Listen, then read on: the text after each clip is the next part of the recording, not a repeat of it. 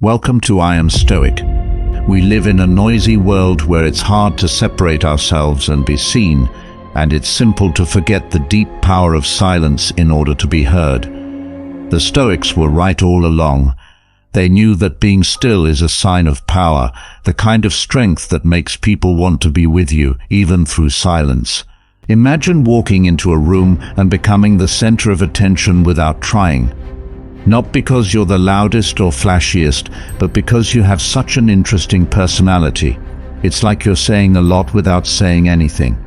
This isn't just the stuff of tales or ancient wisdom. You can make it happen. Today we're going to get to the heart of silent attractions by following the timeless. As the Stoics say, it's not just about making an entry.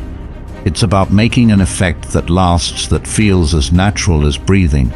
So if you've ever felt like you were lost in a world where everyone is always talking, now is the time to learn how to use silence to say more than words. If you like the trip we're taking together to explore the depths of knowledge and silence, click the subscribe button and remember to do me an easy favor. If you've ever felt like you're not like most people, this message is just for you. Make sure you don't skip any parts of the video. You're the one we've been waiting for. How often do we hide our feelings, quiet our hobbies, or even change our minds? We've all been there just to fit in. But Stoicism can help us get back on track with our true selves. In other words, it shows us that our authenticity is the most attractive thing about us. Being true to yourself puts you in tune with your nature, and this tune sounds good. When you share deeply with those around you, it's like sharing a message that says, "This is the real me." Honest and without apologies. And trust me, that kind of truth is powerful. But let's break it down even more. www. Org being you means accepting your flaws, your joys, and your weaknesses. To be strong means to stick to your views, even when everyone else tries to change them. It's about being happy with yourself and knowing that your true expression is accepted. Is your best quality. Know that the Stoics put virtue above all else, courage, fairness, and temperance. Let these qualities guide your life. Having an inner moral sense not only makes you attractive to other people, but it also brings you getting closer to peace of mind and happiness. So how do you start loving the power of being yourself? It starts with a look inside. Find out what you stand for, what you're passionate about, and what your limits are. Think about what brings you life, what drives you, and how you can match them up. Your actions with your real self, and then be brave and say what you want to say. Show the world your real self. It's not about being perfect or making everyone happy. Being honest and dependable in what you say and do is important. Find and being your true self every single day. Marcus Aurelius, a simple philosopher, once said, "Don't waste any more time arguing about what. For what we're talking about, a good man should be one." The message is still strong, even if you change man to person. Don't spend your whole life thinking about what makes someone beautiful or likable. Just be yourself. Being yourself gives you power. Live by your ideals and let your true self shine. You can believe me that in a world that values conformity, your honesty will shine through. That draws people to you without them even realizing it's your skill in the most natural and deep way possible. Who we are and how we show ourselves to the world says a lot about us. Stoicism does not talk about giving up material things. It does not say a single word, or not caring about how we look. Instead, it helps us live with purpose, including how we show who we are through our style. Stoicism teaches us how important it is to be real and simple, telling us to focus on when it comes to style. What really counts. This doesn't mean sticking to a simple look. It means picking clothes that fit our true selves instead of giving up fashion totally. Clothes that show what kind of person we are and what we do in life. It's about making decisions that are in line with our true selves. Follow every passing style without giving it a second thought. Think about what you wear. That feels right, something that makes you ask, how do you feel confident? Aligning your external look makes you feel good, maybe even a little unbeatable. Having a connection with your inner world makes you more real and unique. Not because you're flashy or expensive, but because you have a strong sense of who you are. That's only you, but style is more than just clothes. It includes everything about your style, from the way you wear your hair to the things you wear, that become part of who you are. Each choice is like a stroke in a painting. That is, Stoicism tells us to make these decisions on purpose, to make sure they're not just making noise. So how do we use to add Stoic knowledge to your style? First, ask yourself what each piece in what your closet says about you. Does it match your values? Does it show who you are? It's not about impressing other people with who you are or who you want to be. It's about being yourself. Remember that your style isn't set in stone. Be honest and stick to it. Your style will shift and change as you grow, change and go through life. That's fine. The important thing is to stay true to yourself during these changes, letting your outward appearance change along with your inner journey. It's amazing how much we can say with our bodies and stance without even speaking. Even the way we walk through a room tells people around us something. Stoicism is a way of life that teaches us about being in charge and aware, not only of our thoughts, but it's about realizing that how we look on the outside are signs of how we're feeling inside. So when we talk about body language from a Stoic point of view, it's not just about changing our body language to look a certain way. It's about making sure that our actions match up with our inner good qualities and goals. It has to do with being honest about how we feel and what we do. Think about how easy it is to keep good posture. It's not just about looking sure of yourself. It shows that you value yourself and treat yourself with respect. When you stand tall with your shoulders back, you show traits that are highly valued in Stoicism. You're not just telling everyone that you're sure of yourself. You're telling yourself too that you deserve respect.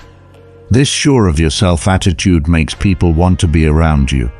Posture alone isn't enough to give off an air of reliability and approachability.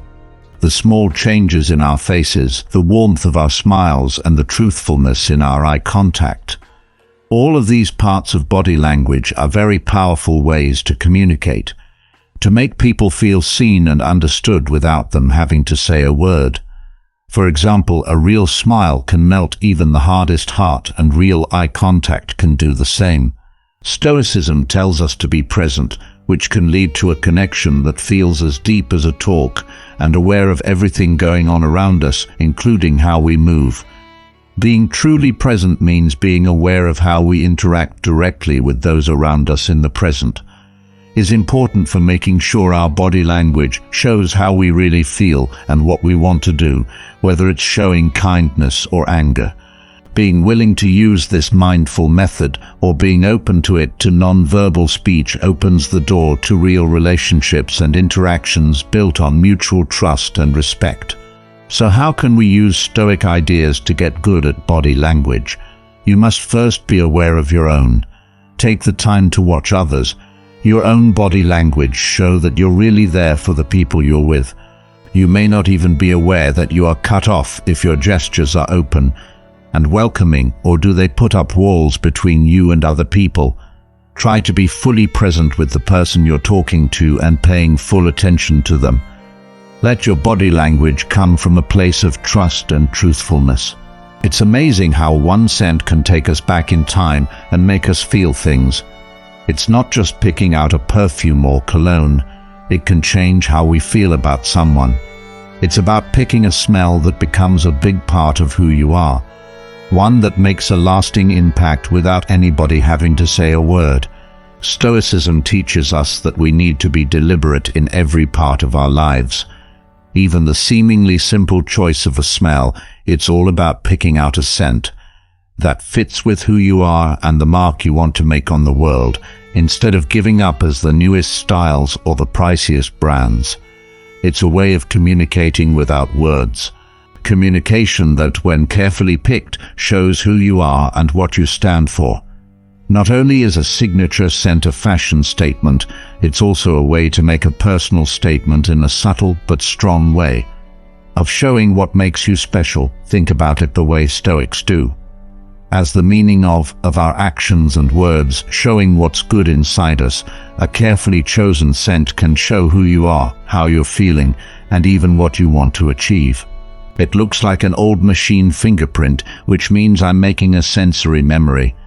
Choose this scent in the thoughts and noses of the people you meet, being aware of, and knowing more than just the smells you like is needed, but also how they work with your body's natural makeup and the places you hang out. What do you want to say?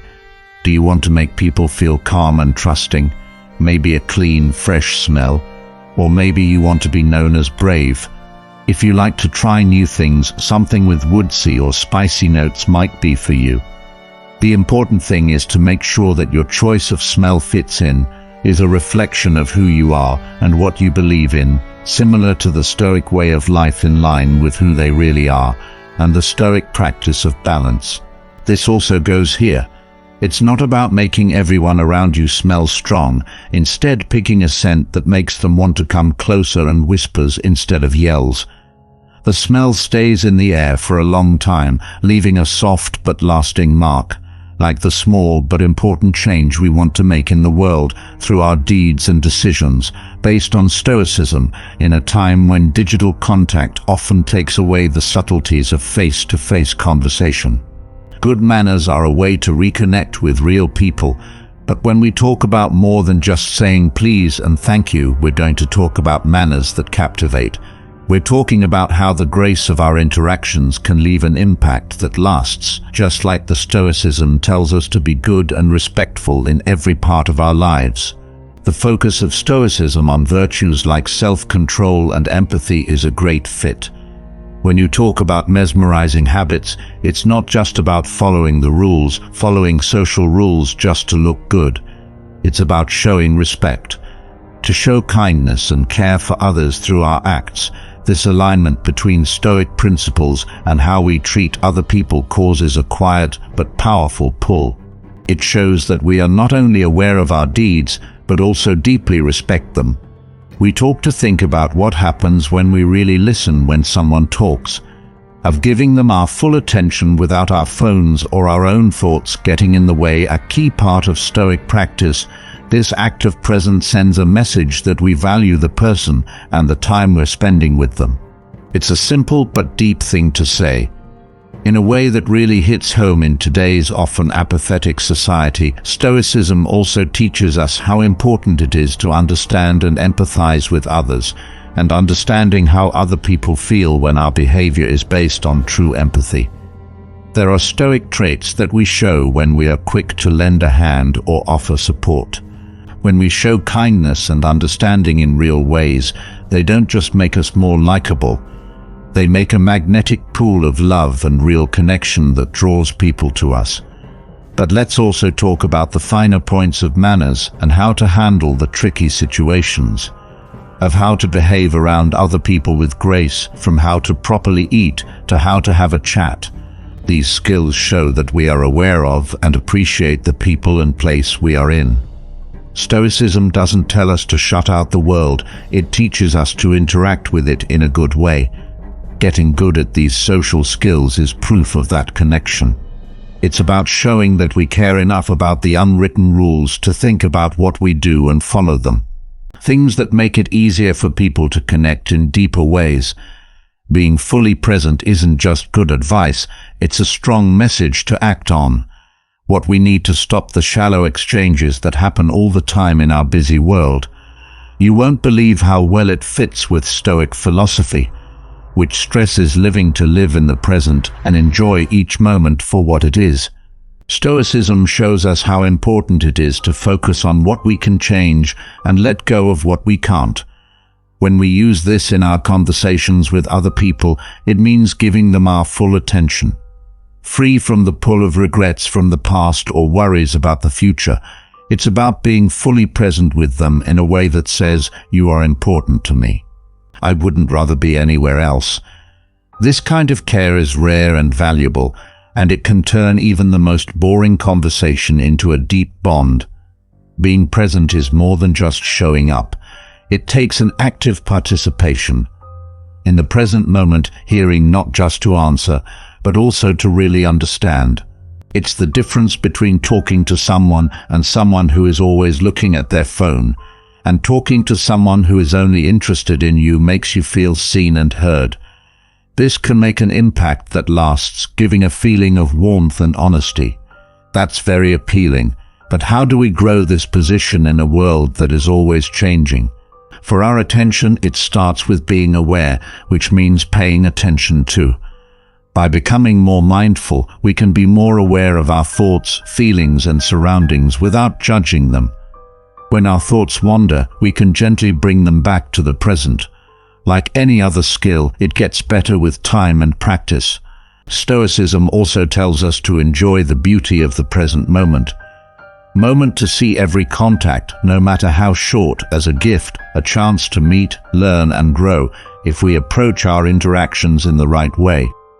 We not only make our own lives better when we think this way, but we also change the lives of others, deeply with the people around us. But being present also means being open to being hurt. Letting ourselves be seen and other people be seen without the shields we put up. It's about taking off the mask and connecting with each other on a personal level, realizing that at our core, we all want to learn and connect with each other. This openness, it may seem scary, but it's really strong and breaks down barriers and builds trust, which sets the stage for deeper, more important connections. Transcribed, this is a warning that sometimes less is more. This idea comes from the Stoic philosophy of Stoicism, teaches us how important it is to be calm and keep some things close to our chest. It's not about lying or keeping things secret. It's about choosing what we say about ourselves, and when this careful sharing makes us attractive, that makes people want to know more about the staunch person behind the curtain. Its focus on self-reflection and growth makes us want to pay attention on building our character instead of looking for approval from others.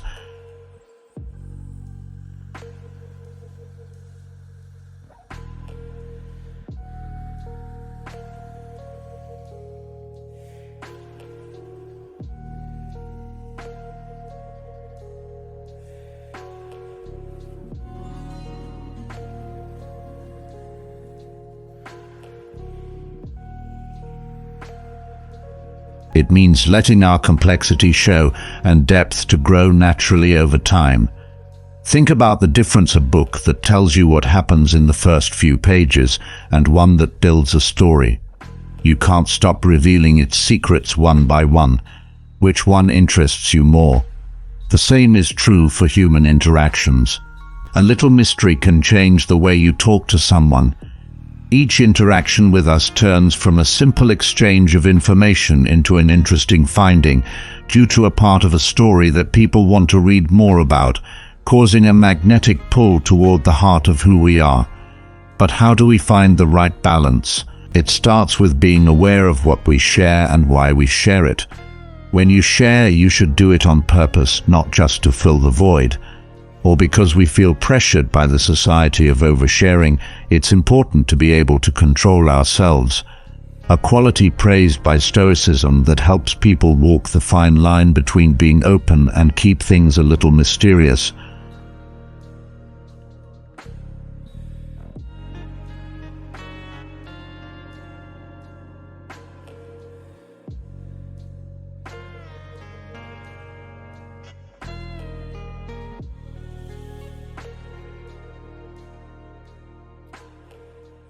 It admits that some thoughts, dreams, and memories are so valuable that they become more valuable when they are not given away for free. This kind of selective sharing isn't about keeping things from people.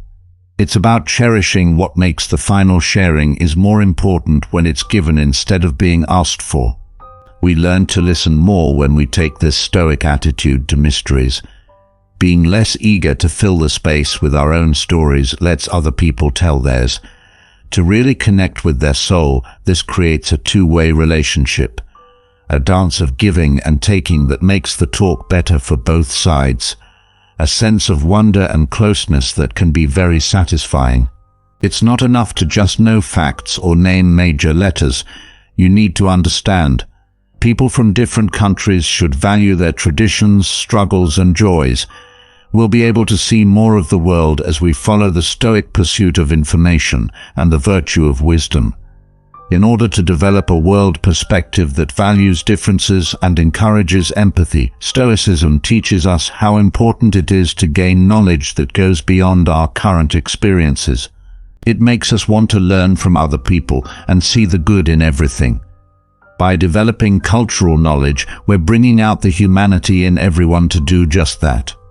As we look into the rich tapestry of human society, we are putting ourselves in the shoes of others. We're not only broadening our own views, but also breaking down walls when we do this. That often make us disagree. Think about how deep and rich cultural wisdom.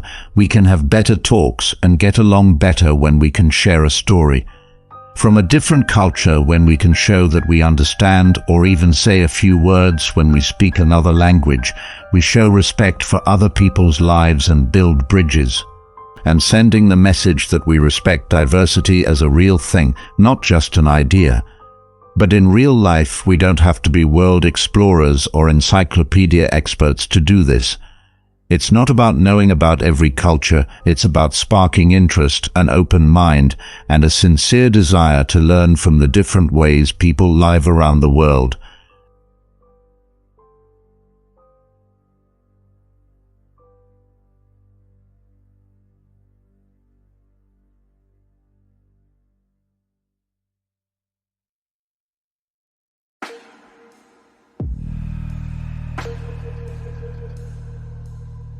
That helps us become more well-rounded, caring people who can interact with the world. But how do we grow this cultural knowledge in a more meaningful way? It all starts with reading books written by people from all over the world, seeing movies that show different ways of life, and listening to music and art from different countries. It means looking for talks that make us smarter and push us out of our comfort zones. Every cultural experience and piece of information we learn helps us understand things better, broadening our views and making it easier for us to connect with others. It's not enough to feel sad for someone. You have to really understand what they're going through, their happiness and sadness, and getting emotionally close to them. Being compassionate brings us together and helps us see past our differences and see how we are all connected by our humanity. This is what Stoicism is all about. Compassion has a special place in the philosophy because it reflects the main ideas of understanding. Stoicism teaches us how important it is to understand community and how all living things are linked. Our shared connections pushing us to care about more than just the people in our near circle. It's a call to action for the general public and the whole world, not only getting us to feel deeply, but also to act on those feelings in a useful way. People who show kindness are doing more than just showing sympathy when they talk to others. Our time, attention, and help are some of the things we're giving you. Going out of our way to help someone else helps us feel better, is one of the most fascinating and beautiful traits a person can have. It makes people want to be close to us and gives our connections warmth and depth. That can't be made up. But being compassionate isn't always easy. To sit with someone else's pain without rushing to give help, we have to face our own discomfort. Instead of quick fixes or cliches, it asks us to listen carefully and understand before we look, for it's clear that this level of involvement can be hard, but it's also very rewarding. By letting other people's stories open our hearts, we not only make their lives easier, but we also learn new things that make our own lives better and points of view that we might have missed otherwise. Also, kindness helps being a part of a group in a world that can sometimes feel. Kind acts that bring people together tell us that we are not alone, that we are connected to something bigger than ourselves. This is what many of us want, from the inside out, which is why compassion is such a powerful way to build bonds. If we truly care about the well-being of others, we're setting the groundwork for a better future. For strong links that go beyond the surface level of everyday life, practicing kindness in interactions also needs a certain level of vulnerability. It means letting the chance happen that our sorrow affects us and makes us feel their pain as if it were our own. This openness may seem scary, but it's also a strength that it shows an honesty and openness about feelings that is rare and valuable. It shows that we're ready to put our pride aside and connect with others in a way that is real and raw. This honesty is what draws people in, drawing people to us in a way that conversations on the surface never could. People often say that laughing is the best medicine, and while it might not help with all illnesses, it can sure make you feel better. It can certainly change the mood of the people in a room and the atmosphere of that place.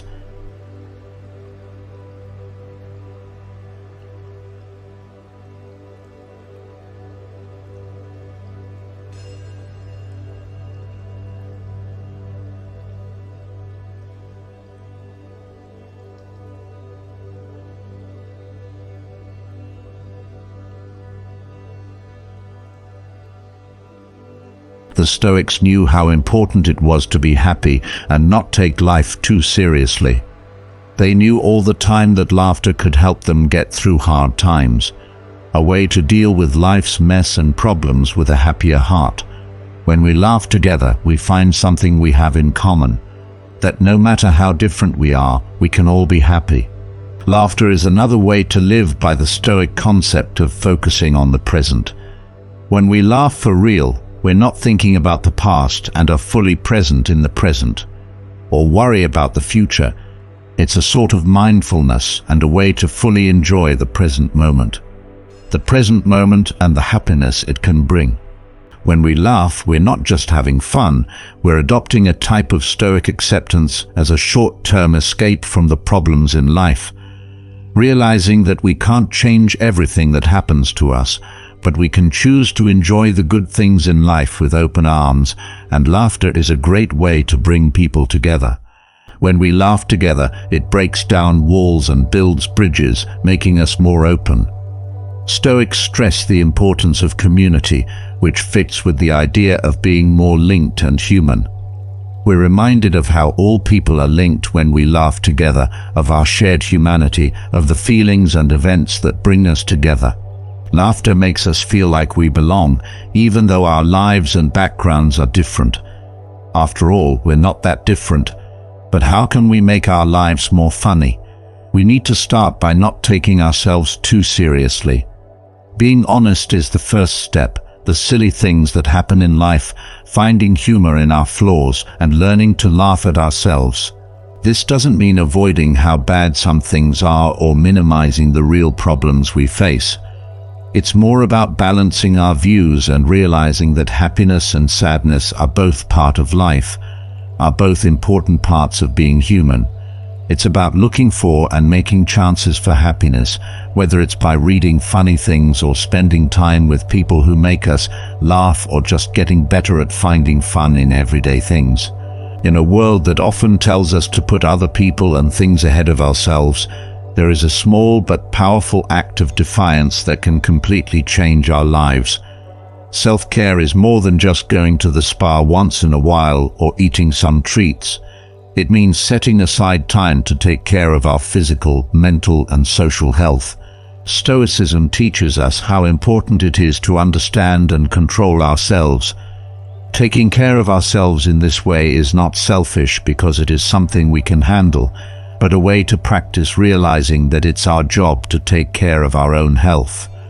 The Stoics thought that each person was valuable and that being at our best was important. This is because we can only do what we need to do when we are strong and healthy. Effectively make a difference in the world around us and live our lives according to our values, and do what we need to do to take care of ourselves. From a serious point of view, is about showing gratitude for life and the body and mind that keep us going. It means recognizing that we have the power to think, feel, and act in line with our values. with how well we take care of ourselves, this kind of self-respect that our relationships with the world are built on. When we value ourselves enough, we can handle life's problems better if we put our health and happiness first. Stoics take care of themselves in many ways, not just their physical health. They do this by being strong and wise. Mindfulness is a way to practice this. It's also about building a healthy mind and mental strength, reflecting on our lives and looking for things to do that make us smarter and more spiritual. This all-around method to self-care makes sure we're not just fit physically, but also mentally and emotionally ready to deal with the challenges of life in a useful way. And taking care of yourself has a positive effect on others. When we are at our best, we have more to give and are able to wait longer for things. We help our communities by being patient and present in the relationships we have with each other. With more energy and efficiency, this is what the Stoic ideal looks like in real life. Of life for the good of everyone. By taking care of ourselves, we're taking care of those around us in a roundabout way because we can help further.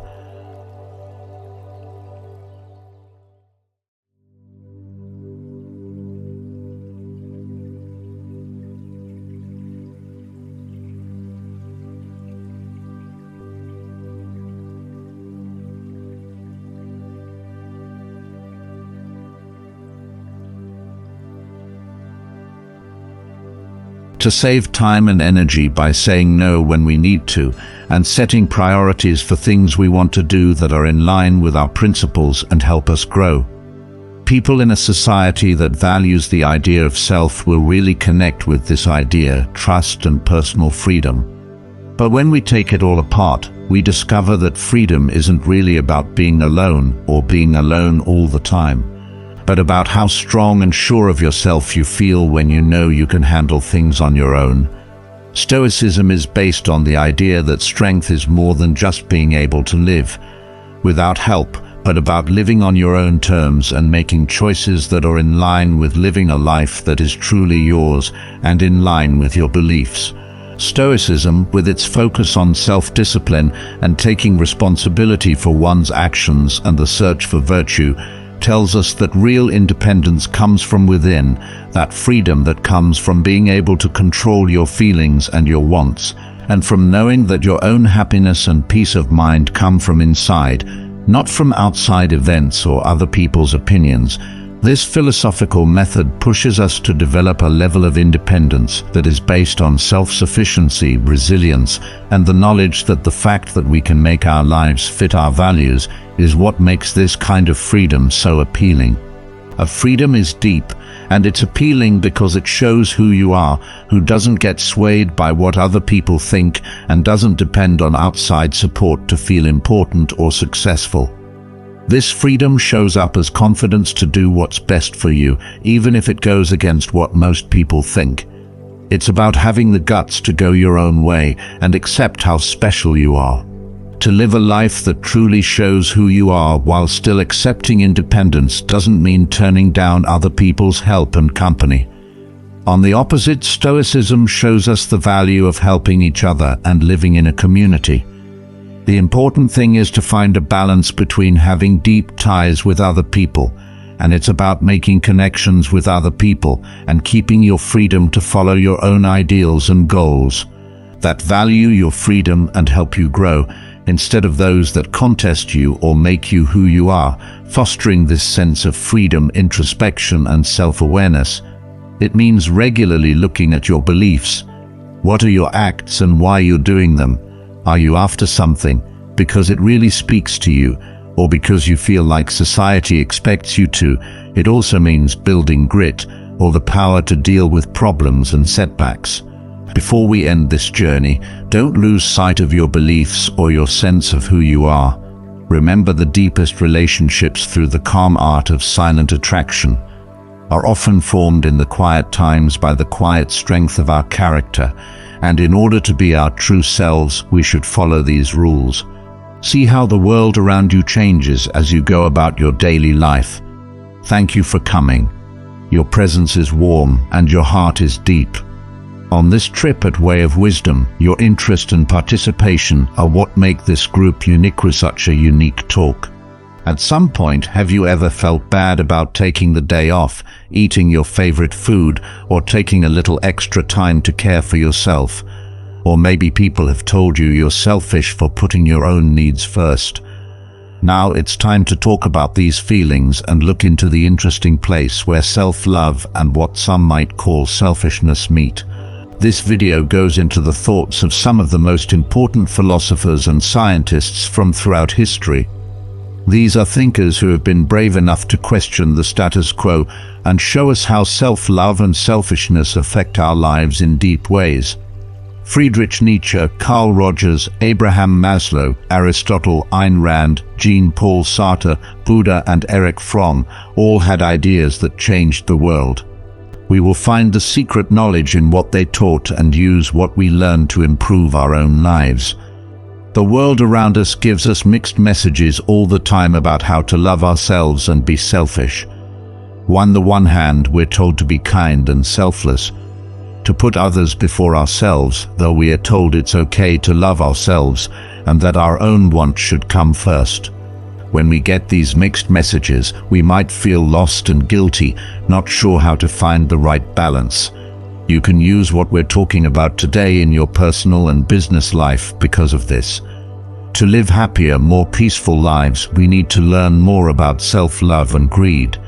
We can learn to love ourselves with all of our flaws and strengths without feeling bad or being seen as selfish if we set limits and make time for ourselves.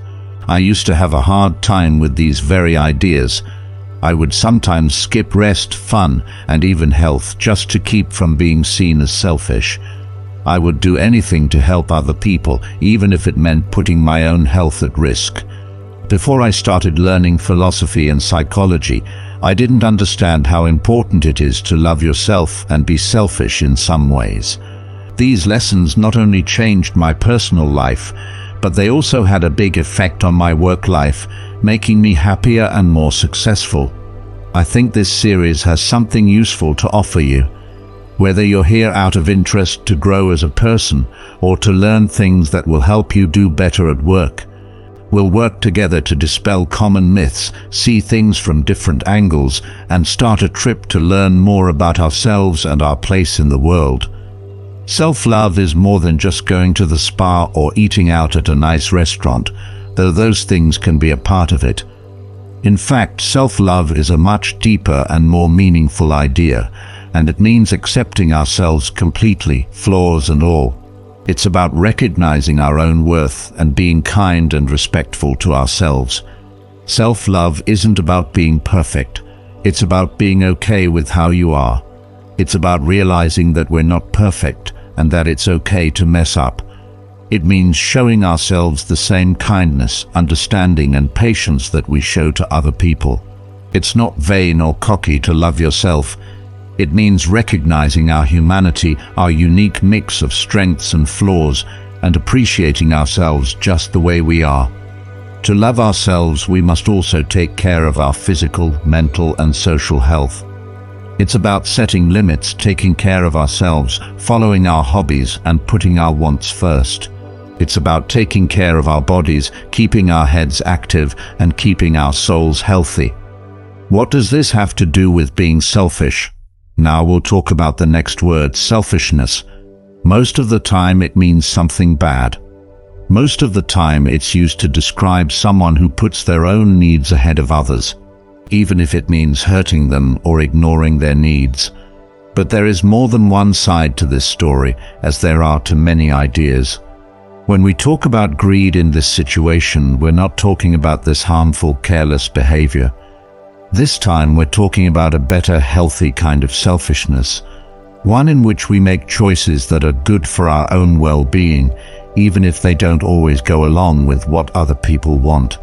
This is the kind of selfishness that lets us say no when we're too busy, follow our dreams, even if they go against social rules, and put ourselves first, even if it seems like a luxury. Although we understand that other people have needs that are important, we also know that our own needs are important. Being selfish and loving yourself might seem like they have a difficult relationship, but they do. So we have to be a little selfish if we want to really love ourselves. We have to be ready to put our own needs first, set limits, and make decisions that are good for our health and happiness.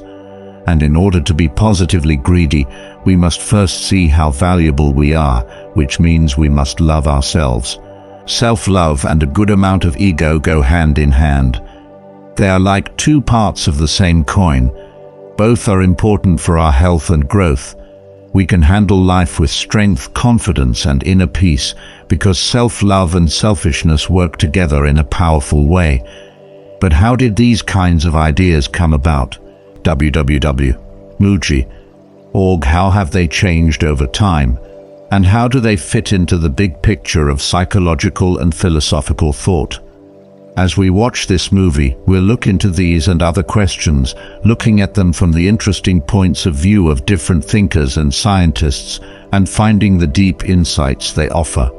Remember that this is not meant to promote ego in the bad sense, where people ignore others and hurt them. We want to show you how to have a healthy, balanced sense of self that lets you stand up for your needs, know how valuable you are, and still care about and respect the people around you. Why it's important to love yourself for mental health.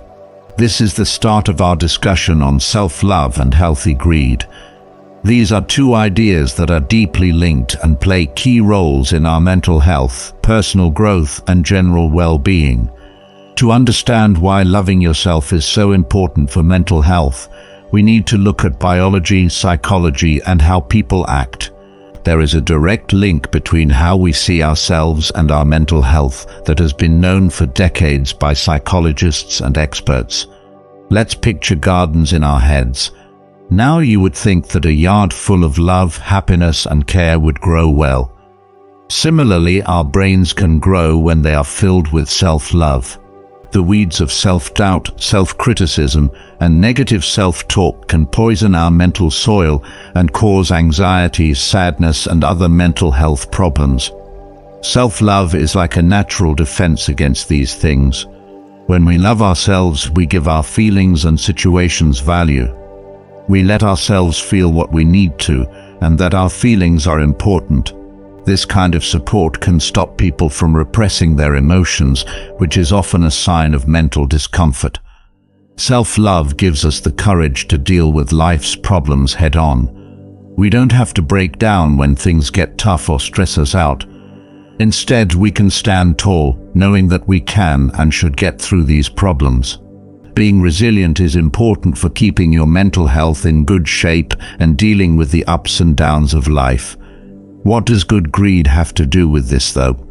If self-love is the dirt that our mental garden grows in, then healthy greed is the act of taking care of that garden and making sure it gets the food it needs. When we are selfish in a healthy way, we know what we need and do what we can to get it. Despite our busy lives, it's about making time for ourselves, putting our health first, and not being afraid to set limits. By putting our needs first, we can learn more about ourselves, improve our skills, and follow our hobbies, which leads to personal growth. Also, being healthy selfish teaches us the importance of saying no to overcommitting, making others happy, and overextending ourselves. A lot of us fall into these traps, and it hurts our mental and emotional health. It's good to be selfish, and learning to say no to things that drain us is an important part of growing as a person. Self-love and healthy greed work together to make a powerful force that helps us live a peaceful, happy, and full life. They keep our minds in balance, help us grow as people, and give us the confidence and strength to face life's challenges. Loving ourselves builds a mental garden that is good for having good feelings, high self-esteem, and staying strong. We take care of this plant by being greedy in a healthy way, giving it the love, attention, and food it needs to grow. Together, these ideas help us live a life where we can stand tall, not moved by the winds of outside support or reinforcement, but firmly grounded in self-love and respect. Finally, we can find a balance where we can meet our own wants while also caring about those of others. As we go on, we'll keep digging deeper into these ideas to find the wisdom that lies within them. We'll do this with the help of the deep thoughts of thinkers and psychologists whose lessons have shown us the way to healthy ego and self-love. We won't just learn about ideas, we'll also learn useful information that can change our lives. Let's go down this path with an open mind and a desire to learn. Rogers Carl, the important philosopher. Carl Rogers is our first stop. Rogers is known as one of the founders of humanistic psychology, and his ideas have had a lasting impact on the field. Let's go inside his head and find out how he feels about loving yourself. Carl Rogers was a leader in his field. He was born in 1902.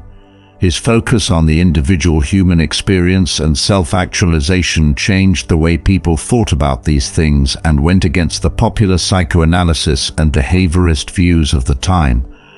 Rogers' method was person-centered, which means he focused on the good qualities and growing possibilities in each person. His work has a long impact on psychology, counseling, and psychotherapy because it is full of kindness and understanding. Rogers thought that people needed to feel total positive regard in actualization, which is the best level of psychological growth and the point at which a person realizes their full potential. Rogers came up with this phrase to describe fully accepting and loving oneself, no matter what or who you are. Rogers' humanistic psychology sees it as the very essence of self-love. Unconditional is the most important word here. Rogers said that self-love shouldn't depend on how much you think you're worth. It shouldn't depend on how well you do in school, how well other people like you, or how well you follow social rules. Therefore, he pushed for self-love that isn't affected by these outside factors and is based on knowing and accepting one's own unique innate worth. Rogers says that loving yourself is not a sign of ego or pride. It's not about thinking you're better than other people. It's about recognizing your own worth, being open to your own experiences, and believing what you think and feel. Rogers thought that this kind of self-love is essential for personal growth and reaching one's full potential. When we love ourselves no matter what, we make it safe to explore and learn about ourselves. We let mistakes happen and learn from them, which helps us grow as people. We also develop an internal center of evaluation, which means we trust our own decisions and don't just look to other people's ideas to back them up. Roger thinks that loving ourselves also means accepting that we can change and grow. It has to do with realizing that we are not fixed things, but are always changing. When we love ourselves in this way, we accept who we are right now and look forward to who we can become. Rogers' therapy was also based on the idea that a therapist's job was to create an atmosphere of truthfulness, understanding, and total positive respect so that their clients could love themselves. He said that people automatically move toward better self-understanding, self-acceptance, and self-actualization when they are in such a setting. That shows Rogers' faith in the healing power of loving yourself. Rogers' view on self-love not only changed the way therapy is done, but it also has a lot to do with what we're talking about. His ideas give us a new way of looking at things. They encourage us to love ourselves no matter what, and they show us that loving ourselves can help us grow and become our best selves. Another important psychologist whose work we will now look at is Abraham Maslow. Like Carl Rogers, Maslow was a pioneer of humanistic psychology. Maslow's ideas about the order of wants and self-actualization give us a strong way to look at our conversation. The famous American psychologist Abraham Maslow was born in 1908 and made a big difference in the field with his humanistic method. This way of thinking, which is sometimes called the third force in psychology, stressed that people are good by nature and that healthy mental growth is very important. Maslow is probably best known for his theory of the hierarchy of needs, which is still used today in business, marketing, psychology, and even education. Maslow put the idea of self-actualization at the top of his hierarchy of needs because it was the most important thing to him. Maslow said that self-actualization is the process of reaching your full potential over time. This idea is connected to what we talked about when we talked about self-love and healthy greed, because it includes the idea of growing and improving yourself. At the base of Maslow's ladder of needs are basic needs like food and water. At the top are self-actualization needs. Maslow says that people must first meet their basic wants in order to go after their more important ones. In other words, someone must first meet their needs for safety, love and connection, and respect before they can try to become their best selves. Self-love and greed can be seen in a very interesting way through this idea. In the framework of Maslow's structure, loving yourself is an important part of meeting all of these needs. The more we love ourselves, the more we take care of our wants, from the physical to the mental. Self-care, which could be seen as a good form of selfishness, is an important step on the path to becoming your best self. Maslow also talked about how important self-esteem was in the order. He did this to show how self-love and respect are for personal growth. It was his idea that people need to respect themselves and others in order to move up the system. Self-love is very important because it's what makes self-esteem and self-respect possible. In addition, the search for self-actualization can be seen as a good form of greed. Maslow says that seeking personal growth, satisfaction and high moments is a part of self-actualization. It's about getting better at being yourself. It could be seen as selfish to pursue this goal, but it is a good and healthy one because it leads to personal growth and joy by focusing on one's own wants and growth. A certain amount of greed is important for living a happy life, according to Maslow's theory. But it's important to remember that Maslow also saw transcending, helping others, and seeing a link with the rest of humanity as part of self-actualization. Maslow's view adds an interesting new layer to what we know about loving yourself and being selfish in a healthy way. His actualization by focusing on how self-love helps us meet our wants.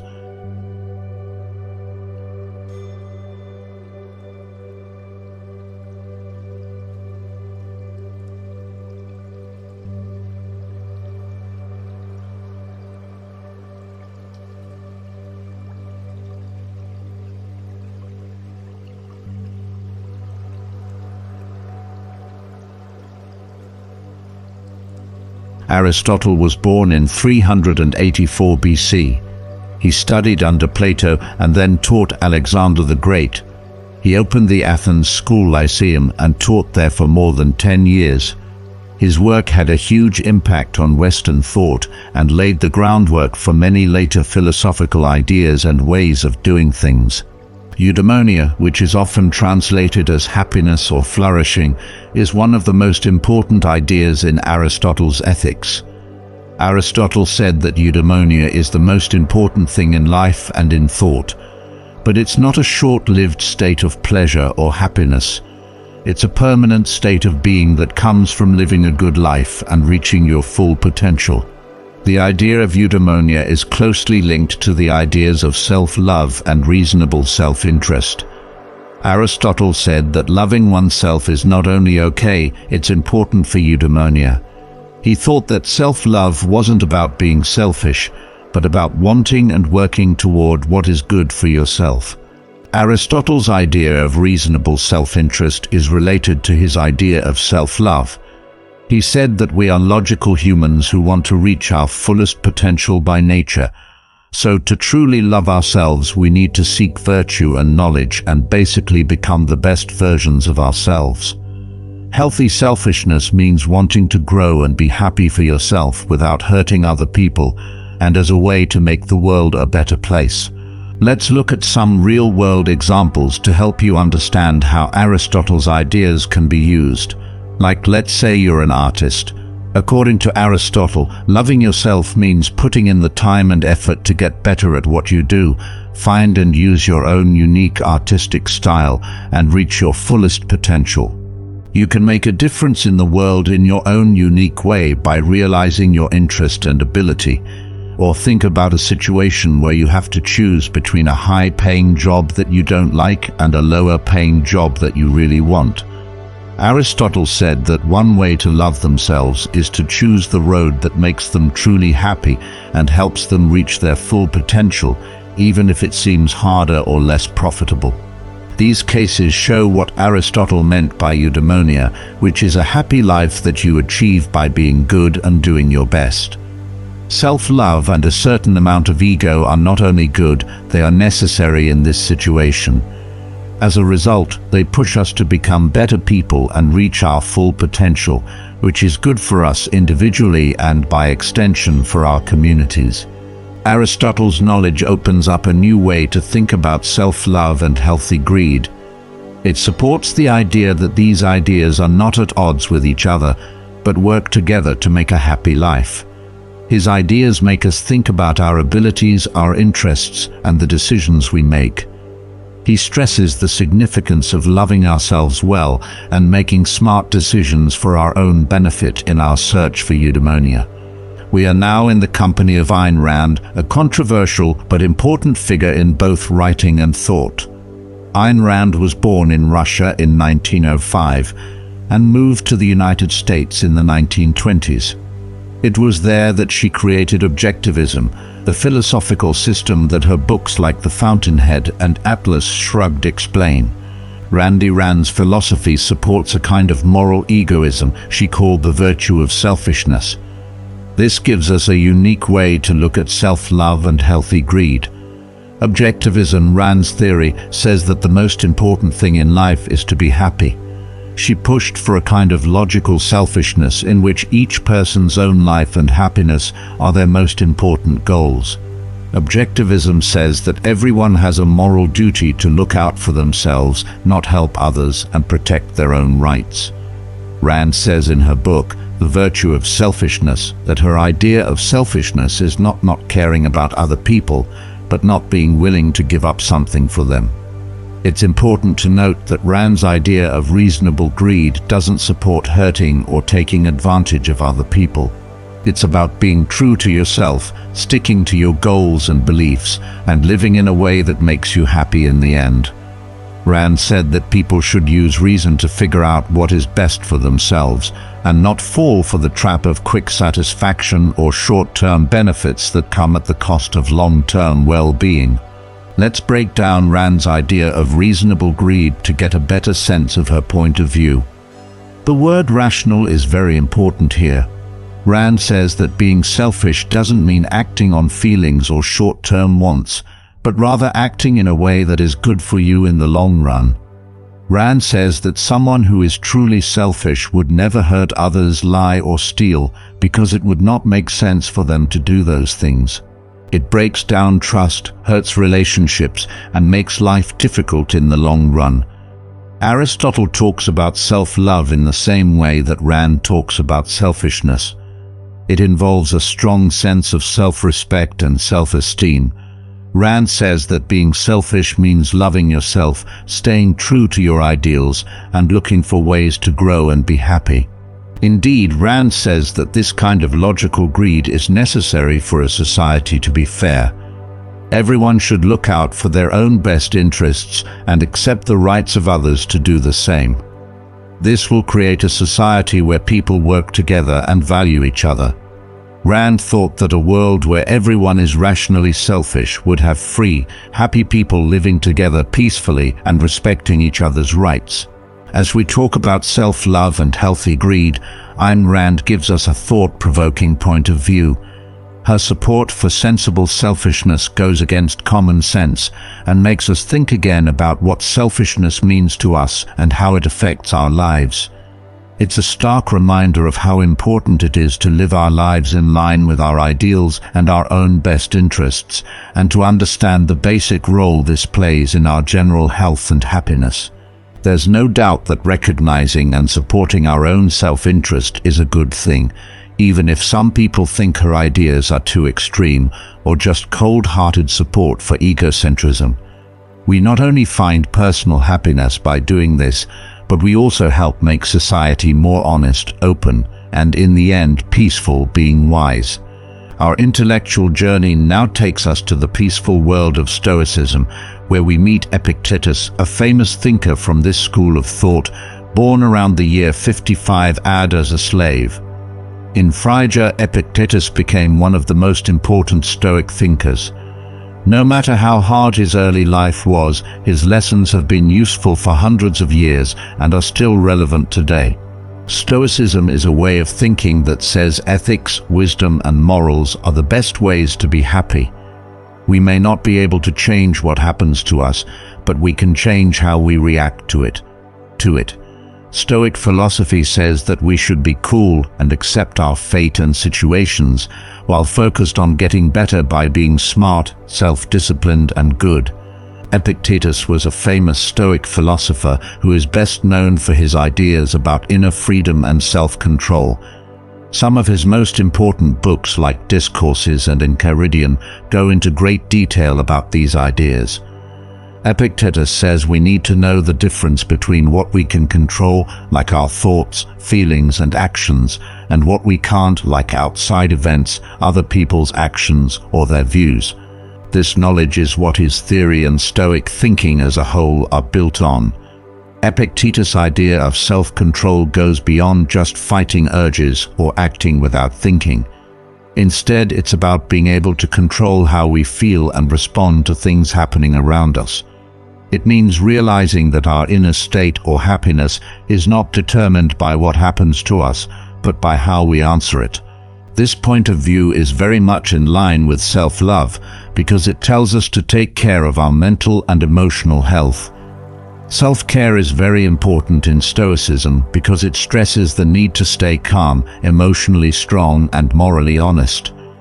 Self-care and Stoicism are not just about relaxing or indulging, despite what most people think.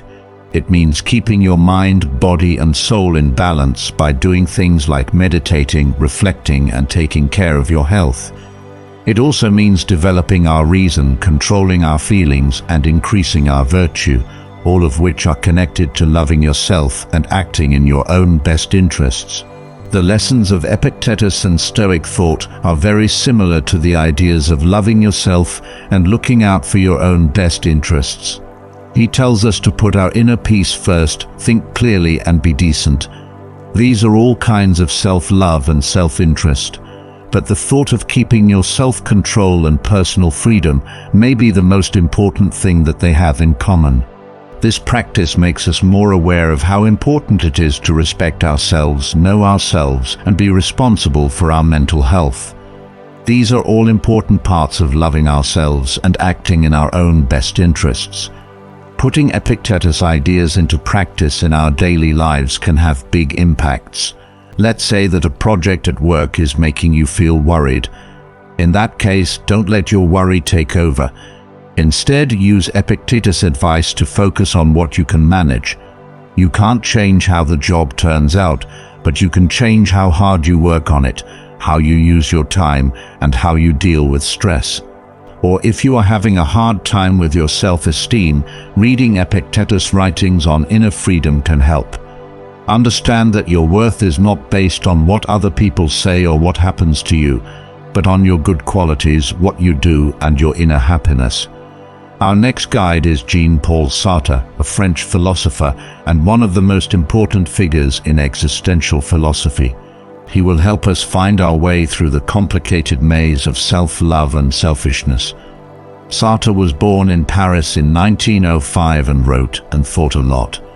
His ideas have had a big impact on Western philosophy, especially existentialism and phenomenology. Existentialism, the philosophical movement that Sartre helped spread, is based on the idea that each person has a unique experience in a world that is either not caring about them or even unfriendly to them. People in this school of thought value freedom, choice, and responsibility. Existentialists believe that everyone has the power to give their life meaning. This power, while freeing, also comes with a heavy duty of choice. Sartre's famous philosophical idea is that existence precedes essence, which means that as people we exist first, and then it is up to each of us to shape our essence or nature. At the heart of Sartre's idea of authenticity is this psychological freedom, living in a way that is true to yourself, regardless of what other people think or expect of you. Sartre thought that being real meant accepting this psychological freedom and being fully responsible for our actions, choices, and the results that come from them. Realizing that we write our own lives and can't put the blame on other people or outside events is what it's all about. In Sartre's words, man is condemned to be free because once thrown into the world, he is responsible for everything he does. There are interesting links between being real, loving yourself, and being selfish. Sartre's idea of authenticity is linked to self-love and healthy greed because it tells us to be true to ourselves and put our beliefs and values first. It's about being aware of what we want, owning the decisions we make, and living in line with who we really are. This is about liking yourself enough to live in a way that is true to who you are, even if that means going against what other people think is right. But Sartre's sincerity isn't about being self-centered and staring into space. It's about freedom and duty. It's not a reason to ignore other people or avoid doing what you need to do. Instead, it's a call to be real with our freedom and the choices it gives us. There is a small but important difference between this and greed. Being real means being aware of and acting on our wants, but it doesn't mean stepping on other people to get what we want. Think about your connections with other people to see how Sartre's idea of truthfulness can be used in real life. Being real means telling the truth about your needs and feelings, even if they're different from what your partner, friend, or family wants. It's about being brave enough to be yourself and not giving up your ideals or morals to make other people happy. When you're at work, living sincerely might mean picking a job path that makes you happy instead of one that is famous or pays well. It means recognizing your goals and passions and being responsible for the decisions that are in line with them. Sartre's idea of sincerity is an interesting way to look at self-love and healthy greed. His philosophical philosophy tells us to enjoy our freedom, take responsibility for our lives, and be brave enough to live honestly. This helps us learn more about self-love and greed. Buddhist thought. Let's keep going on our intellectual trip. This time we'll go east and find safety under the Bodhi tree of Buddhism. Siddhartha Gautama, also known as the Buddha, taught this old theory in the 6th century BC. The Buddha's lessons have been passed down through the years and have helped millions of people around the world. The Four Noble Truths are at the heart of Buddha's lessons. They explain what pain is, why it happens, how to stop it, and the way to do it. The Noble Eightfold Path is what the Buddha said you should do to end your pain and reach nirvana, which is a state of perfect peace and understanding. The middle way, which is also called the Noble Eightfold Path, is an important part of what the Buddha taught. The middle way is a road of balance, somewhere between giving in to your wants and not giving in to your needs. It stays away from both sides and instead encourages a calm and thoughtful way of living. The Buddha found this way after trying both extreme poverty and lavish wealth and learning that neither was the way to true happiness or enlightenment. This road covers all areas of life, including knowledge, morality, and mental control. It includes having the right view, the right intention, the right speech, the right action, the right livelihood, the right effort, the right mindfulness, and the right concentration. These things taken together make up a healthy way of life that helps people be free from pain. When we look at what the middle way means for self-love and selfishness, we see an interesting relationship. Self-love in the Buddhist view can be thought of as caring about your own, both physical and mental health. Developing healthy mental states and reducing unhealthy ones are part of it. Self-love is a good example of the middle way because it means taking care of yourself without going too far in the directions of vanity or self-neglect. However, Buddhism doesn't see selfishness as a bad thing in and of itself. Instead, it sees selfishness in bad forms like greed, hate, and ignorance as something to be avoided. People believe that these things cause pain, and lead people away from the right road. Being selfish in a healthy way, like caring about your own health, is important in Buddhism because it helps you develop self-love and kindness, which are very important for living the middle way. Let's talk about meditation, which is an important part of Buddhist practice. One way to look at meditation is as a healthy form of self-love. You spend this time alone, focusing on yourself and developing a calm and aware state of mind. This practice is very much in line with the middle way because it promotes balance and stays away from extremes like focusing too much on others or not caring about anything at all. What does the middle way mean in real life? It can help us balance our personal and work lives so that we can meet our own needs without ignoring our duties to others. It can motivate us to live a healthy life, not giving in to physical pleasures too much or denying ourselves happiness and comfort. Because of this, it teaches us to be calm, accepting and kind, not just to others, but also to ourselves.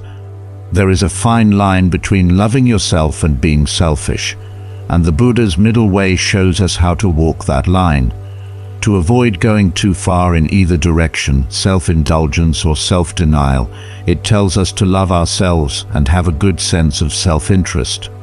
To learn more about our topic, we will look to the middle of the 20th century and the work of Erich Fromm, a German social psychologist, psychotherapist, economist, and liberal philosopher.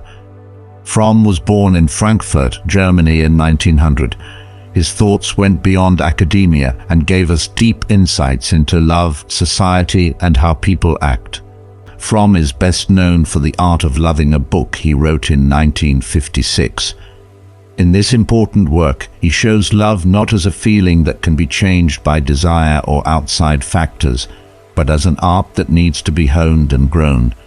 Fromm says that to practice love, you need to be disciplined, focused, patient, and able to get past your selfishness. Most importantly, you need to be able to love yourself. According to Fromm, loving yourself is not the same as being narcissistic or conceited. Loving others and loving yourself are two sides of the same coin. They can't be separated.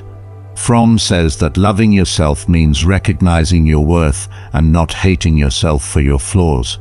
Loving yourself deeply is what makes it possible for other people to love you deeply. Fromm wrote, "In the experience of love lies the only answer to being human, lies sanity." He thought that a person's love for themselves and others was linked to their mental health. Love isn't possible without self-love, and self-love isn't possible without the love for others, he said. In real life, Fromm's idea of self-love tells us to keep a balance between caring for ourselves and caring for others.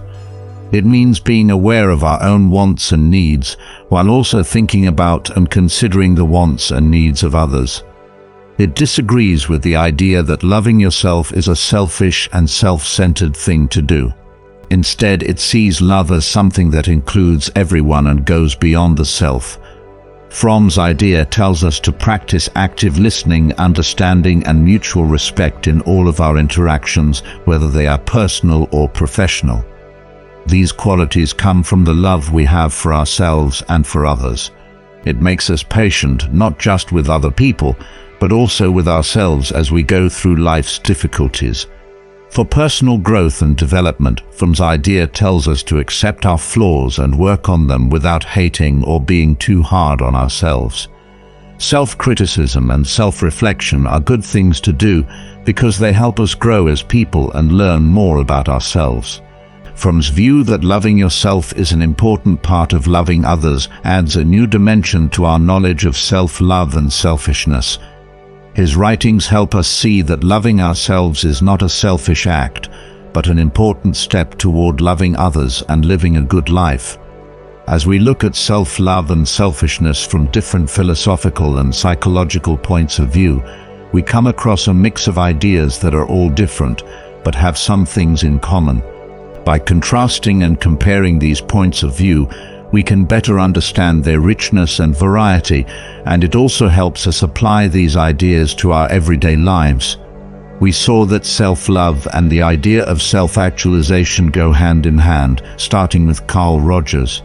Having a good view of yourself lets you fully explore your strengths and weaknesses. Abraham Maslow's order of needs brings up the idea of self-actualization again, stressing the importance of loving ourselves as a key part of reaching our fullest potential. The idea of Eudaimonia by Aristotle, which means happiness through self-realization and the achievement of personal excellence, is related. On the other hand, Ayn Rand's Objectivism presents the idea of rational greed, and which says that the best moral goal is to pursue one's own self-interest in a logical way. This is different from Epictetus' Stoic view, which encourages self-control and inner freedom, striving for peace and virtue instead of instant pleasure. Existentialism by Jean-Paul Sartre pushes us to find what is truly real. It suggests that loving ourselves means accepting our freedom and being responsible for our actions. Buddha's middle way, on the other hand, shows us how to find a balance between self-denial and self-indulgence. It stresses the importance of being selfish and loving yourself at the same time. Erich Fromm brings these different points of view together by saying that loving ourselves is an art that is necessary for loving others. His work makes the point that liking yourself and loving others are connected. Even though they come from different times and places, these thinkers and scientists all agree on how important it is to love yourself and be selfish in a healthy way. Every one of them knows that loving yourself isn't a sign of ego or selfishness, but an important part of being healthy and living a full life. The idea of greed is also changed so that it is seen as a good way to take care of yourself, and not as a sign of not caring about other people. When we think about how these points of view can be used in modern life, we can learn a lot. Self-love means knowing how valuable you are and being kind and respectful to yourself. It means knowing what our physical, social, and mental wants are and meeting them. Being healthy selfish, on the other hand, means having limits and making time for yourself, even when you're busy. It's about standing up for our own goals, while still caring about and understanding other people. These moral and psychological points of view remember us that we need to take care of ourselves too, even though the world often tells us to put other people's needs before our own. As the saying goes, you can't pour from an empty cup. By taking care of ourselves, we make it easier to make the world a better place and make the lives of those around us better. Philosophers and scientists like these should be our guides as we go on our own journeys. Let their ideas guide us as we walk through the areas of self-love and selfishness. We are trying to find a balance that helps us grow as people and makes for a good life. Always remember that self-love and healthy greed don't get in the way of our growth. Building on Fromm's insightful exploration of self-love, it becomes clear that loving oneself deeply is foundational to the ability to love others deeply. This concept is integral not only to personal happiness, but also to mental health, as Fromm emphasized. The idea that self-love and the love for others are inextricably linked underscores the importance of maintaining a balance between caring for oneself and caring for others. This balance requires a keen awareness of one's own needs and desires, coupled with a genuine consideration for the needs and desires of others.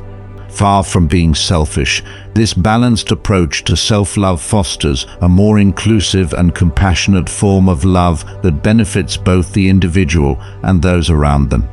In practice, Fromm's concept of self-love encourages us to engage in active listening, understanding, and mutual respect in all interactions. This means truly hearing what others are saying, empathizing with their experiences, and respecting their perspectives. These qualities are not only signs of a healthy relationship with oneself, but also essential components of healthy relationships with others. Patience, another key aspect of Fromm's philosophy, becomes a natural byproduct of this balanced self-love. It allows us to be more forgiving and understanding both towards others and ourselves as we navigate the inevitable challenges of life. Fromm's perspective also suggests that self-criticism and self-reflection are vital tools for personal growth and development. By accepting our flaws and working on them without self-hatred or excessive harshness, we create a nurturing environment for self-improvement. This approach aligns with the broader Stoic philosophy, which advocates for a balanced view of oneself, acknowledging both strengths and weaknesses without becoming overly attached to either. Self-love, therefore, becomes a dynamic process of continuous self-evaluation and growth, rather than a static state of self-satisfaction or complacency.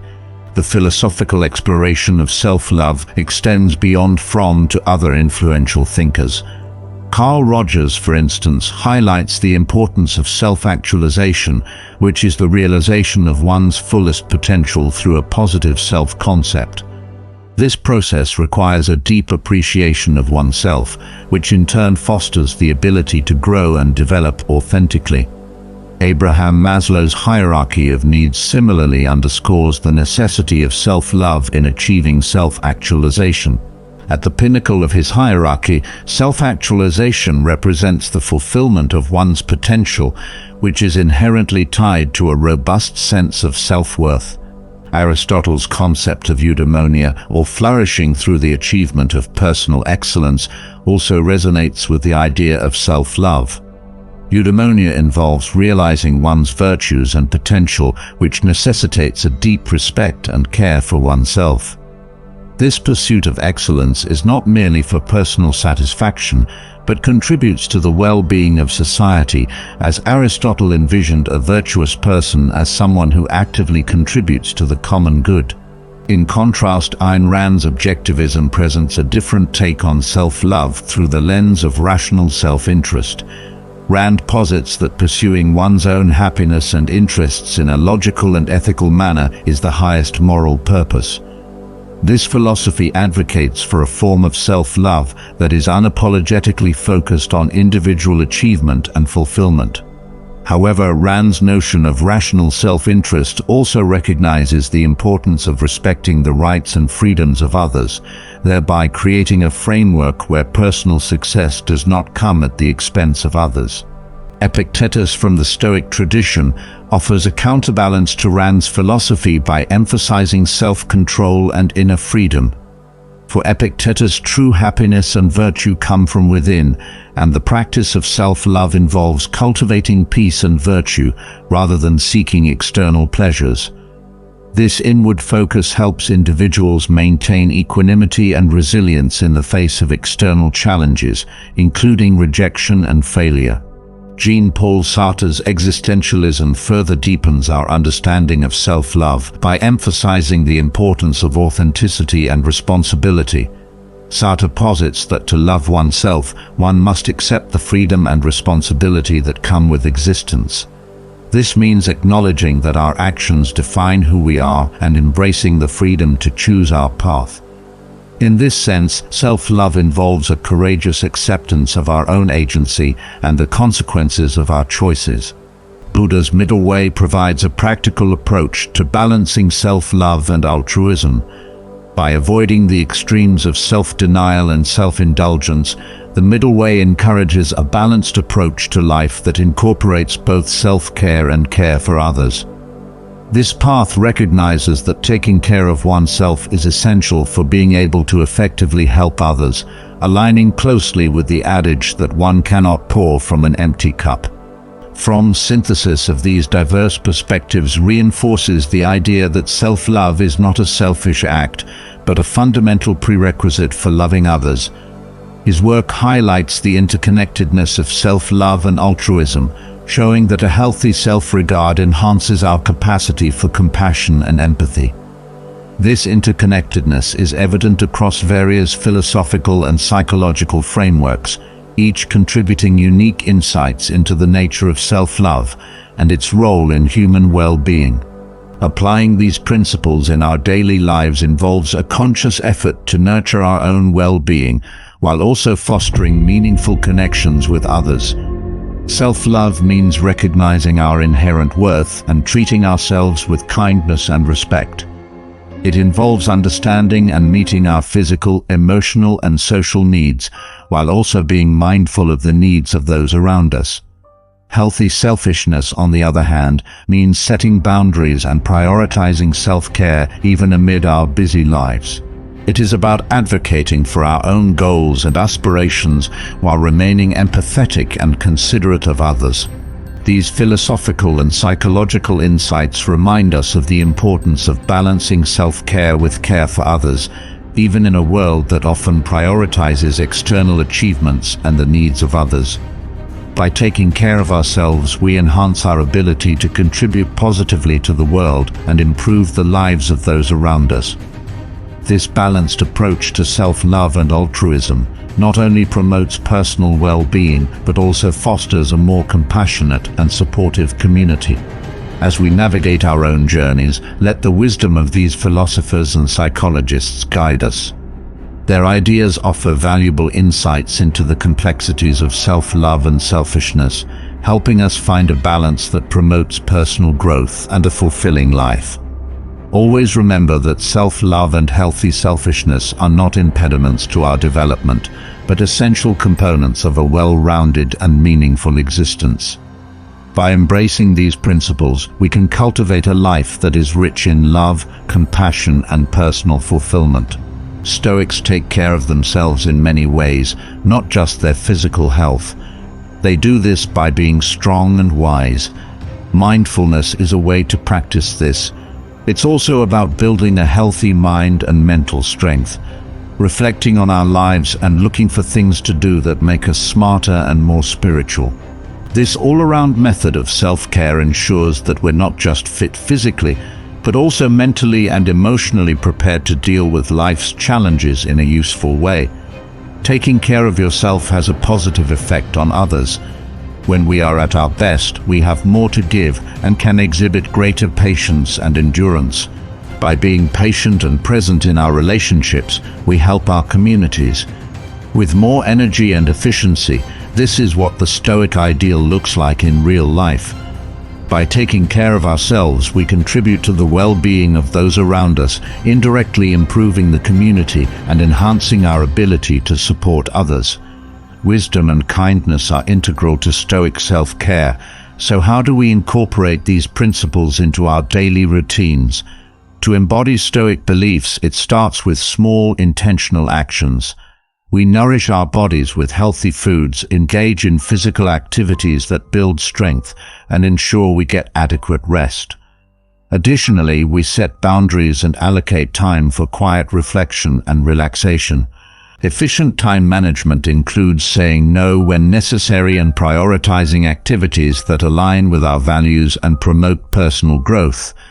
In a society that values individuality, trust, and personal freedom, these practices resonate deeply.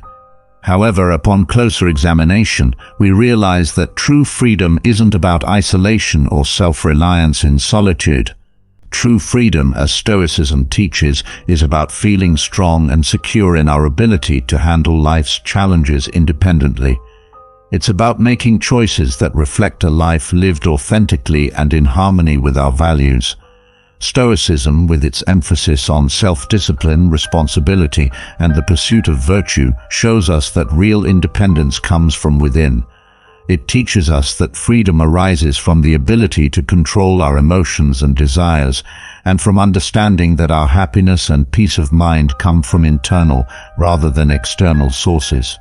This philosophical approach encourages us to cultivate a level of independence rooted in self-sufficiency, resilience, and the realization that the ability to align our lives with our values is the essence of true freedom. Such freedom is deep and appealing because it represents an unwavering sense of self, unswayed by external opinions and independent of outside validation. This freedom manifests as the confidence to act in our best interests, even when it contradicts popular opinion. It's about having the courage to chart our own course and embrace our unique qualities. Living a life that truly reflects who we are means maintaining this independence while still valuing the support and companionship of others. Stoicism teaches us the importance of community and mutual aid, emphasizing the need to balance deep connections with others while preserving our autonomy to pursue our ideals and goals. Valuing your freedom and fostering growth means forming relationships that support and uplift you rather than those that challenge or diminish your sense of self. Cultivating this sense of freedom involves introspection and self-awareness, regularly examining your beliefs and actions to ensure they align with your true desires rather than societal expectations. Building grit, or the ability to endure and overcome challenges, is another key aspect of Stoic self-care. Grit enables us to face setbacks with resilience and continue moving forward despite difficulties. This tenacity is cultivated through consistent practice and reflection on our experiences, learning from each obstacle and using it as an opportunity for growth. In our journey toward embodying Stoic ideals, it's crucial to remain grounded in our values and sense of self. The strongest relationships are often formed through the quiet strength of our character and our ability to maintain inner calm. To truly be ourselves, we must follow these guiding principles. Observe how the world around you changes as you navigate daily life. By practicing mindfulness and intentionality, we can appreciate the subtle shifts in our environment and relationships, recognizing the impact of our actions and attitudes. This awareness allows us to make more conscious choices that align with our values and contribute to our overall well-being. Thank you for joining this journey at the Way of Wisdom. Your presence and participation bring warmth and depth to our discussions. Your commitment to exploring these principles enriches our collective understanding and fosters a supportive community where we can all grow and thrive. As we continue this exploration, let's delve deeper into the practical applications of Stoic self-care. One effective method is through the practice of mindfulness meditation. This technique helps us cultivate awareness of our thoughts and emotions, allowing us to observe them without judgment and respond thoughtfully rather than react impulsively. Mindfulness enhances our ability to stay present in the moment, reducing stress and promoting mental clarity. Another important aspect of Stoic self-care is maintaining a healthy balance between work and rest. Overworking can lead to burnout, while neglecting our responsibilities can cause stagnation. By setting realistic goals and managing our time effectively, we can ensure that we remain productive without compromising our well-being. Taking regular breaks and scheduling time for relaxation and hobbies can help us recharge and maintain our energy levels. Physical exercise is also a crucial component of Stoic self-care. Engaging in regular physical activity not only improves our physical health, but also boosts our mental and emotional well-being. Exercise releases endorphins, which enhance our mood and reduce stress. It also provides an opportunity to practice discipline and perseverance, reinforcing the Stoic values of resilience and self-control. Nutrition plays a vital role in our overall health. Consuming a balanced diet rich in nutrients supports our physical and mental functions, giving us the energy and clarity needed to face daily challenges. By making conscious choices about what we eat, we honor our bodies and contribute to our long-term health and well-being. Rest and sleep are equally important. Adequate sleep is essential for cognitive function, emotional regulation, and physical health. Creating a bedtime routine and ensuring we get enough rest each night can significantly impact our productivity and mood.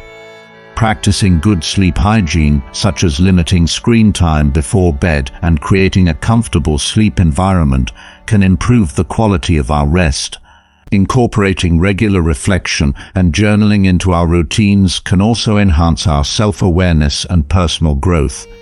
Writing down our thoughts, feelings, and experiences allows us to process them more deeply and gain insights into our behavior and motivations.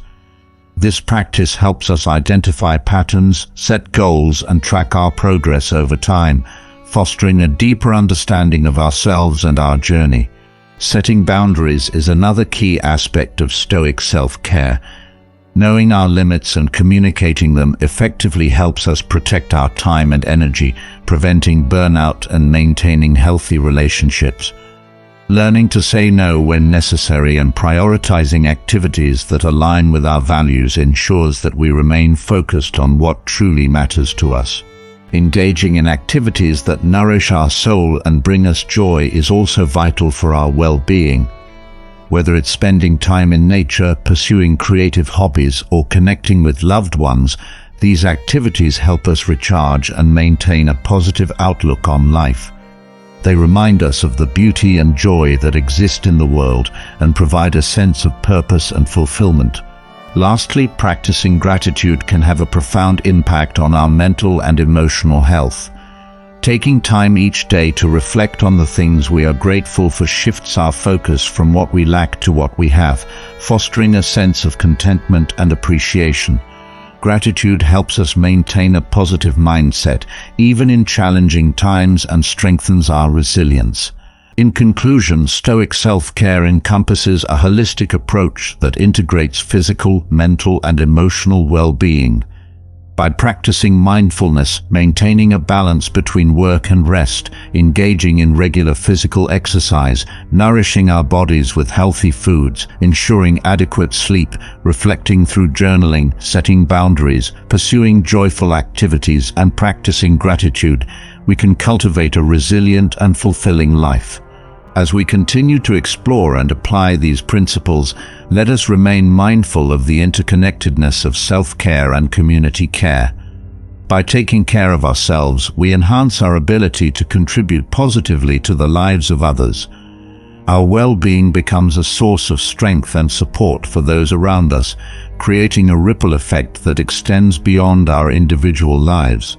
May we all strive to embody the Stoic ideals of wisdom, kindness, and resilience, and in doing so, create a world where we and those around us can thrive. Thank you for being part of this journey and for your commitment to personal growth and collective well-being. Continuing this journey of exploring Stoic self-care, it's essential to delve deeper into the practical ways we can incorporate these principles into our daily lives. One of the foundational practices is mindfulness, which is not just about meditation, but encompasses a way of living with heightened awareness and intentionality. By being mindful, we become more attuned to our thoughts, emotions, and physical sensations, allowing us to navigate life with greater clarity and calm. Mindfulness can be practiced in various ways, from formal meditation sessions to simple daily activities like mindful eating or walking. When we eat mindfully, we pay attention to the flavors, textures, and sensations of our food, fostering a deeper appreciation for the nourishment it provides. Similarly, a mindful walk involves noticing the sights, sounds, and smells around us, grounding us in the present moment and reducing stress. Another crucial aspect of Stoic self-care is physical exercise.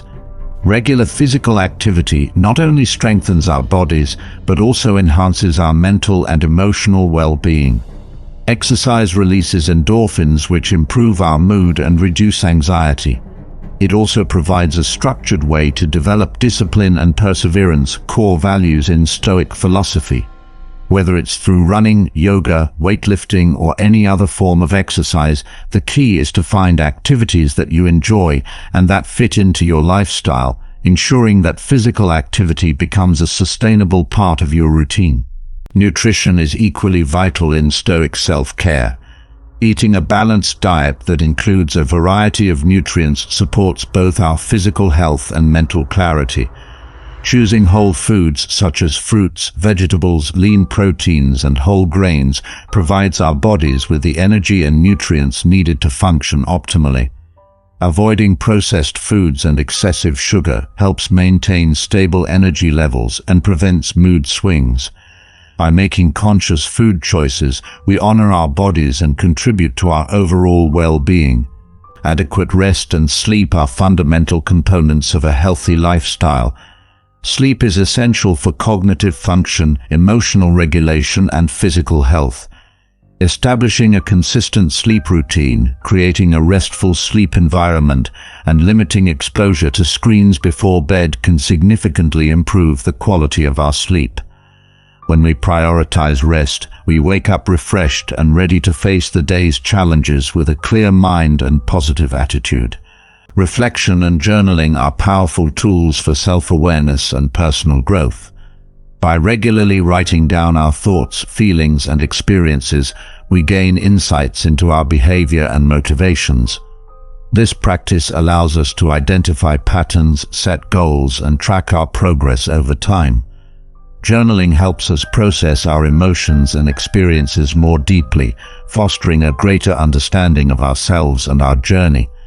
It also serves as a valuable record of our growth, providing us with a tangible reminder of how far we've come. Setting boundaries is another essential aspect of Stoic self-care. Knowing our limits and communicating them effectively helps protect our time and energy, preventing burnout and maintaining healthy relationships.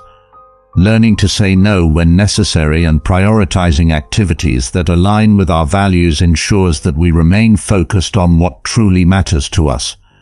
By setting clear boundaries, we create space for self-care and personal growth, allowing us to be our best selves in all areas of life. Engaging in activities that nourish our soul and bring us joy is also vital for our well-being. Whether it's spending time in nature, pursuing creative hobbies, or connecting with loved ones, these activities help us recharge and maintain a positive outlook on life. They remind us of the beauty and joy that exist in the world and provide a sense of purpose and fulfillment.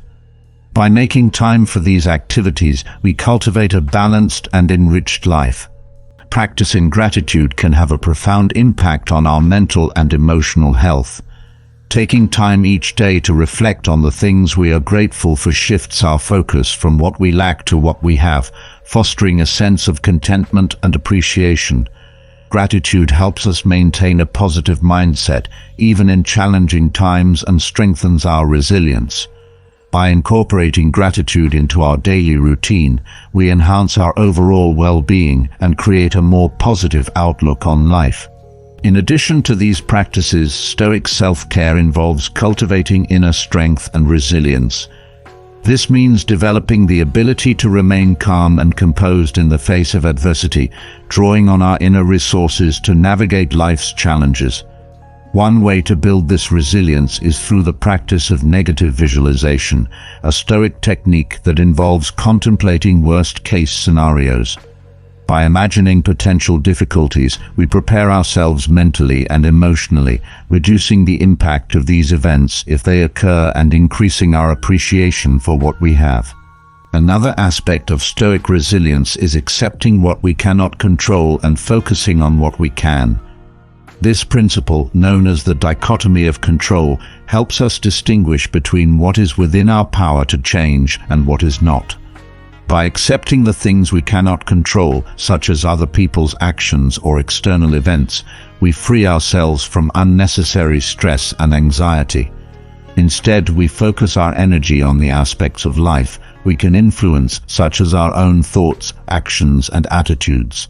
Practicing compassion, both for ourselves and others, is also integral to Stoic self-care. By treating ourselves with kindness and understanding, we create a supportive inner environment that fosters growth and resilience. Compassion for others involves recognizing their struggles and extending empathy and support, which strengthens our connections and enhances our sense of community. Stoic self-care, it's essential to integrate these practices more deeply into our daily routines, ensuring they become natural and consistent parts of our lives. Stoicism is not just about reacting to challenges, but proactively shaping our lives to reflect our values and aspirations. One crucial element of Stoic self-care is the practice of reflection and journaling. Reflection helps us gain clarity on our thoughts and actions, allowing us to learn from our experiences and grow as individuals. Journaling can be a daily or weekly practice where we document our thoughts, feelings, and experiences. This practice can serve multiple purposes. It can help us process our emotions, identify patterns in our behavior, set goals, and track our progress. By making reflection and journaling a regular habit, we develop a deeper understanding of ourselves and our journey, fostering personal growth and self-awareness. Additionally, engaging in physical exercise remains a cornerstone of Stoic self-care. Regular physical activity not only strengthens our bodies, but also improves our mental health. Exercise helps reduce stress, anxiety, and depression by releasing endorphins, the body's natural mood lifters. It also provides a structured way to build discipline and perseverance. Finding physical activities that we enjoy, whether it's running, yoga, swimming, or weightlifting, ensures that exercise becomes a sustainable part of our routine. Consistency is key, and by prioritizing physical health, we lay a strong foundation for overall well-being. Nutrition is another vital aspect of Stoic self-care. A balanced diet fuels our bodies and minds, providing the energy and nutrients needed to function optimally. Choosing whole foods such as fruits, vegetables, lean proteins, and whole grains over processed foods and sugars helps maintain stable energy levels and promotes overall health. Being mindful of what we eat and how it affects our bodies aligns with Stoic principles of self-discipline and self-awareness. By making conscious food choices, we honor our bodies and contribute to our long-term well-being. Adequate sleep and rest are also fundamental to Stoic self-care. Sleep is essential for cognitive function, emotional regulation, and physical health. Establishing a consistent sleep routine and creating a restful sleep environment can significantly improve the quality of our sleep. Good sleep hygiene practices, such as limiting screen time before bed, keeping a regular sleep schedule, and creating a calm and dark sleeping environment, contribute to better rest. Prioritizing sleep ensures that we wake up refreshed and ready to face the day's challenges with a clear mind and positive attitude. Another essential practice is setting boundaries. Knowing our limits and effectively communicating them helps protect our time and energy, preventing burnout and maintaining healthy relationships. Learning to say no when necessary and prioritizing activities that align with our values ensures that we remain focused on what truly matters to us. By setting clear boundaries, we create space for self-care and personal growth, allowing us to be our best selves in all areas of life. Engaging in activities that nourish our soul and bring us joy is vital for our well-being. Whether it's spending time in nature, pursuing creative hobbies, or connecting with loved ones, these activities help us recharge and maintain a positive outlook on life.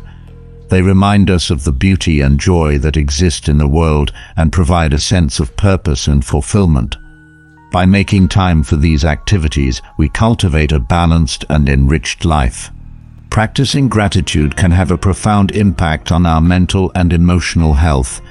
Taking time each day to reflect on the things we are grateful for shifts our focus from what we lack to what we have, fostering a sense of contentment and appreciation.